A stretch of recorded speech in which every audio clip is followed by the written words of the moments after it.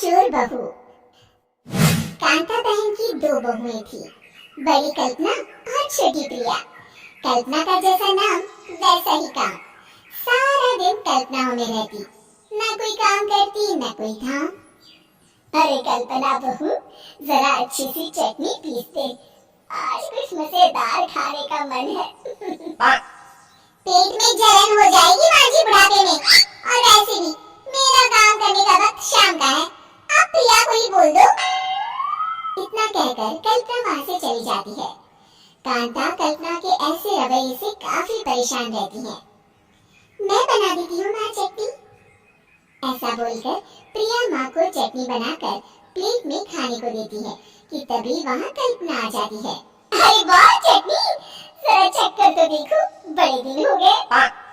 अरे नहीं बहू, तू तो रहने ही दे चटनी खाना, पेट में जलन हो जाएगी।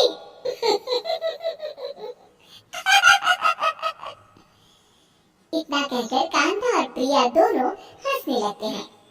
कल्पना सारा दिन या तो मोबाइल में YouTube देखती या फिर सोती रहती। उसका कमरा भी बिखरा और गंदा रहता। एक दिन कल्पना का पति अशोक उससे कहता है, अरे कल्पना, जानवर भी उस जगह को साफ कर लेता है जहाँ वो बैठता है, तुम तो इंसान हो, कैसे इतने गंदे कमरे में रह लेती हो? देखो सारा सामान यहाँ वहाँ बिखरा पड़ा है। ज्यादा अपनी माँ का बोल ना बोलो। हाँ, कमरा तुम्हारा भी तो है, गंदा लग रहा है तो साफ कर लो। पता नहीं तुम्हारे साथ मैं कैसे जिंदगी बिताऊंगा। इतना कहकर अशोक वहाँ से चला जाता है। कल्पना बस खाना खाने कमरे से बाहर आती और फिर से कमरे में चली जाती। इससे कांता बहन काफी परेशान रहती। एक दिन प्रिया कांता से कहती है, माँ, मैं सारा दिन काम करके थक जाती हूँ, आप कल्पना दीदी से कहिए ना कि सुबह और शाम का काम बांट ले, मैं तो अब सिर्फ एक वक्त का ही काम करूँगी। हाँ। अरे तो वो भी ना करना, एक बहू तो कामचोर थी ही, दूसरी भी आ गई काम ना करने के बहाने लेकर। तभी वहाँ प्रिया का पति रमेश आ जाता है। माँ, मैं देख रहा हूँ भाभी कोई काम नहीं करती, प्रिया सारा दिन घर और रसोई का काम करती है, अब कुछ करो ना माँ। कांता मन में कुछ सोचती है और कल्पना के पास जाती है। कल्पना फोन पर मेकअप करना देख रही होती है। कल्पना, तुम सारा दिन बस मोबाइल देखती हो, घर का कोई काम भी कर लिया करो। प्रिया सारा दिन काम करके थक जाती है, आज से मैंने फैसला किया है, एक वक्त का काम तुम करोगी, सुबह का खाना तुम बनाओगी और रात का प्रिया। आप लोगों ने काम को हब्बा बना रखा है। अरे पता नहीं थोड़ा सा ज्यादा काम करने में आप लोग घबरा क्यों जाते हैं। और हाँ, बहुत ज्यादा प्रिया की तारीफ मत करिए मेरे सामने, बड़ी बहू तो मैं ही रहूंगी।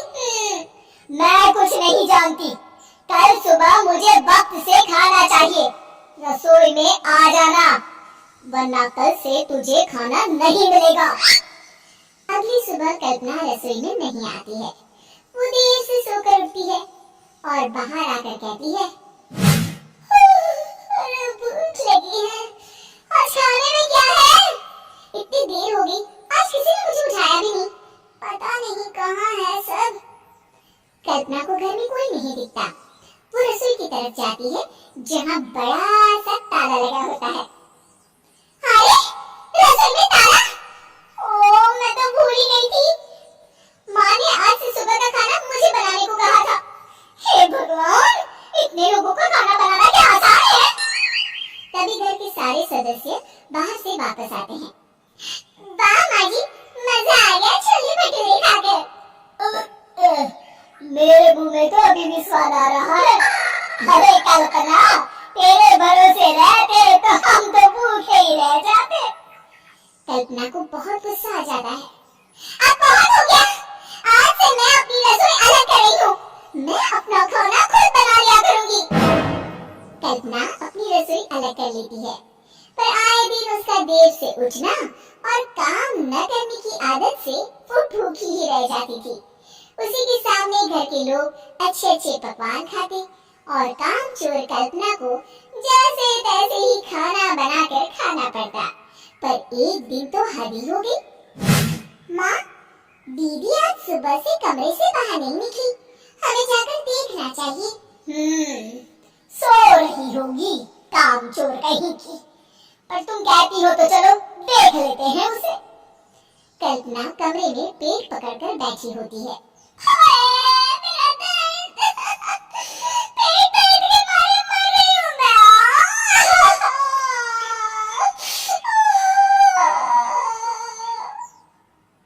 अरे दीदी, क्या हुआ?